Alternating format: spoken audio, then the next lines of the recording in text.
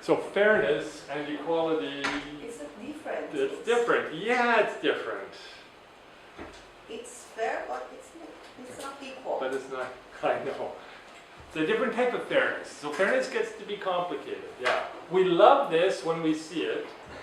We would love to see it applied to everything that counts to us, but it isn't. And then what does that mean?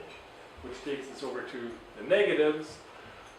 When we don't see it, we have a lot of negatives that come up in terms of how we experience it. This can be quite powerful in terms of motivating people to get engaged in democratic systems because they have a sense of injustice or loss or theft of their position, power, rights, or access, their sense of exclusion. One of the things that happened in Canada in our last federal election is that more people went out and voted because they had a sense they were losing their country. They didn't vote because they wanted to see the Trudeau Liberals win. That just happened by accident. They really wanted to see the Harper Conservatives lose because there was this sense growing among people in Canada. So more people got out and voted, that is, more people engaged to end the negative. And if you're interested, the essence of the democratic process is not electing good people. Whoever tells you that is wrong. Democratic processes rarely elect good people. What they're really good at is peacefully getting rid of people you don't like. Okay. That's all a democracy is good at. It's about getting rid of people. When you get sick and tired of them, you have a route for doing so without armed insurrection. And that's really, really good stuff. And that, if you watch voting patterns in a truly democratic state, is what's going on. People get out to vote out somebody. They don't vote somebody in. One of the reasons why a government in Canada usually lasts 2 full terms, which is about 10 years, is because it takes that long before people really decide, nah, we don't like these people. We're tired of them. The same faces saying the same stupid things. It's time for somebody else to have a turn at this. We don't know who it is. We'll close our eyes and whoever sounds good. Last election, Trudeau sounded good. Next election, our question will be, is he so bad that we'll get rid of him? The answer is probably not. Kind of choose between bad and worse. In wars? Explain. But, when you said that it's not a kind of choosing the right person, it's kind of choosing between the bad and the worse. Well, it isn't between choosing, in democratic process, it's not choosing between bad and worse, it's choosing between the bad you don't want and the unknown. Yeah, like So no one the knew. unknown. Yeah, and so you pick the unknown. The unknown, he's got a smiley face. His eyes are set properly far apart in his head. Nice speech. Yeah, exactly. Sounds good. We'll vote for him. Why? Well, if he doesn't perform up to standards, he's easy to get rid of. Okay? 4 or 5 years down the road, out. The smile wasn't enough. We wanted something more. We didn't get it. Okay? But that's what it's, nobody knows how he's going to govern before he's elected. You can't know. So you don't know if he's going to be a good prime minister. And that's the way democracies function. You do not know if you're electing a good government. All you know is you're unelecting a government you don't like anymore. Turn-taking. It's beautiful. You're not turn-taking in the sense of selecting. It isn't a selection process, it's a turn-taking process. It's a, okay, you had your turn, out. Next guy, well, you had your turn, out. You know, if we really like you, you can stay 15 years. If we really don't like you, you only stay 5. If we really, really don't like you, the last 3 years of your 5 will be having protests in the street. And then you will be gone. Count on it. What happens in Canada when that goes on is the party then usually selects a new leader, who then becomes the new prime minister. So if another year or so from now, everybody in Canada really hates Justin Trudeau, the Liberals will probably have a convention, select a new leader, and who will then be the new prime minister. Will then go into the election. The Liberals themselves will say, whoop, you're gone, time for the new person. So it's about turn-taking. It's about selecting, deselecting, not about finding good quality people. It's simple turn-taking. It's the essence of a democratic process. It's turn taking. Other negatives. Problem of who's legitimate participant. We looked at that a little bit when we were looking at Kantian deontology, which fits within this framework. That is, who gets to join the circle? Who belongs? Do children get to belong in the democratic circle? The answer is no, they don't. What about women? Why should they? Shouldn't just men vote? If anybody's interested, there's this ancient historical reason why men had to vote and women did not. It had to do with military service. The backbone of the state was military service. Who served? Men. So the veterans would get together and make, select the new leaders. Okay? That's where the male vote came from. And then it is seen as, well, yeah, but and then it changed a little bit when we stopped having universal male service. It became property. Actually, quite literally in Canada, to vote, this is going back 150 years now, 170 years, you had to own property with a net positive value of so many thousands of dollars. That is, it couldn't be mortgaged down to zero. You actually had to have assets, or you couldn't vote. And since only men were allowed to own property, an interesting issue. Of course, only men can vote. There were a few women with property who did vote, but there were the widows of men, and their children were not of majority. Their male sons were not of majority age to be able to take over the rights of the man. So you end up with these questions: who is and why? What is the basis? So land owning was the basis. Military service was the basis. Now we have adulthood is the basis. So the fundamental basis of who's included is adulthood, and that has expanded from males and females, but excluding the mentally ill, those in prison, and various other groups for various reasons. Now everybody who's a citizen can vote. Universal right. But it's this problem, who's a legitimate participant, keeps changing. We don't really know. There's nothing about fairness that says who is it fair to include. The culture keeps changing that.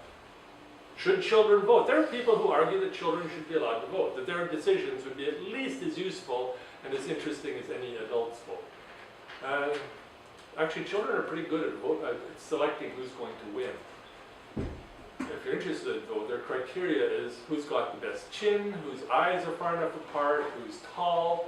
That's child criteria. But they actually happen to reflect key voter criteria in selecting who's going to win. So children are actually pretty good at selecting winners. But it's not on the basis of policies and politics, it's on the basis of appearance.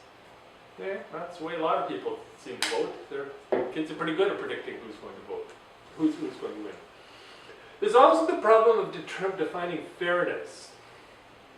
What exactly is a fair distribution? Are we all absolutely identical in our needs? Are we all absolutely identical in what we offer, our participation, No, the answer is we're all slightly different, even if we're all human beings. Well, again, that's a question. So that means we end up with easy contributions of bias to this in terms of what does fair distribution mean. Big people should be distributed more food than small people, right? Perfect sense. Why? They need more. They need more, but maybe we should just have smaller people. Starve them down a bit. Would that be appropriate? If we have to ration food, if we have to distribute food, why should big people get more food than small people? If you're interested, most food rationing systems do not take into account size of adult. They do take into account children versus adults, which means typically more high protein food gets distributed to children than to adults. That is, we've got bias, but different sizes of adults? No. 22-year-old giant young male who eats 6 times as much as an 80-year-old grandmother, they get exactly the same food rations. Is that fair? Yes. Yes. No. Yes. No. How do you... Put it this way, if you're a 22-year-old male who eats huge amounts of food, it is not fair. You just get to live in hunger. As opposed to the 86-year-old who can't even eat all of the food that she gets rationed and sells it off to 22-year-olds at very high prices. Yeah, this is really, really fair. It's fair in my favor, finally, you know. 86-year-olds win. Well, you'd probably say, well, it's not really fair, but it's pretty fair. Okay? It's like, what is it? So that we get these biases that build themselves in very quickly depending on the perspective of the person. And then there's also the possibility of personal and cultural peculiarity. That is, what is a good for a person is a cultural perspective. That is, should men and women get the same health care? The answer is no. Why? Well, men don't have the same reproductive health needs as women. Yes. You need more health care needs for women than you do for men. Okay? Yeah. But how far do you want to go down that road? No, why? Why? Why women need more healthcare? Reproductive issues, childbirth. No, they need equality. You need equally. Yeah. So men should have equal access to reproductive health clinics? No. Ah, Maybe If in you- this case they don't need, yeah. but in other Cases. in other cases, yeah, they definitely need. Maybe Okay. in one case. Well, okay, so men are more likely to suffer massive muscle trauma. So if a woman comes suffering massive muscle trauma, we say, nope, sorry, we're going to wait till all the men are treated. No. No, just men get banged up in accidents more, workplace accidents in particular. Shouldn't they have primary access? They should have. No. No. Okay, you see? Yeah. Okay. You get to this is, we have cultural biases about what is an appropriate way of treating people equally, based heavily, and the reason I use gender is, gender really messes with our heads. We have very strong cultural perceptions about what it means to be a man, what it means to be a woman, and therefore what fairness means in relationship to them. Yeah. There's a long history in cultures that, where there's a trade-off made. Men get to stand at the head of the line, they get to eat first, they get the first care, all the rest of it. Those same cultures typically have shorter lifespan for men because they get all the horrible jobs, they're expected to starve themselves on behalf of their family, go to war, engage in high-risk occupations. So yes, they stand at the head of the line, they get all the privileges, but they live shorter lives. That is, there's a cultural trade-off being made there. What's fair? Men are expected to do this, therefore they get that. Is it fair? Well, their body created to do that stuff. The woman body created to get a birth or productiveness. It's tricky. Which way are you going to go? Anyway, so this is a problem. Who gets to stand as... Well, here's a fun one. In Donald Trump's America, do immigrants get to be part of the circle? Yes. That's a problem because Americans generally agree that once you make it across the border, you get to participate in the circle. So his problem is to build a wall so people can't get into the circle of participation. Because that's their only way of really dealing with it. Once you're inside the border, you now have rights. And you have a right to be treated as a human being. Many cultures don't do that. You cross the border, that's your problem. This side or that side, you get to starve either way. We don't treat you any better just because you made it across the border. Okay? Very different sense of who gets to be part of that circle of distribution, of inclusion. Maybe it's against the human rights, but the permanent resident has a right, right to get more facility. Mhm. When the immigration come, they get their facility, so they have a right to don't let the other one. But they come could their country. produce the money for that country too, immigrants. But if they want to use the facility Mhm. and the permanent resident in a lack of the facility, so they don't make sense. Mhm. They have a right. If a country has some problem with the facility, they don't accept the immigrant. So That's what happened in US. but the USA has a space for immigrants. Yeah. They has a big a space for job. They have now they have Okay. a shortage for occupation. Okay, let's take it as a given that there are different perspectives around what is fair. Profoundly different perspectives on the basis of culture. The culture, citizenship, gender, and there are a number of other topics around which cultures are profoundly worried about good quality equivalency, fairness, but they actually make the judgment about what is fair in some quite different ways. It's fascinating to watch. So what is fair? Anyway, I want to move on. Don't want to get too hung up here. Traditional ethics related to this, the golden rule is the perfect example of this. Treat others the way you wish to be treated is all about the fairness of distribution. And one thing, it seems to be one of the few things that human beings recognize across the planet. This kind of sense of gut fairness. Treat others the way you wish to be treated. Isn't that a basic respect every human is owed? You can see lots of philosophical and religious variations on that, but it seems to be universal. And we looked at a few weeks ago Kantian deontology and John Rawls.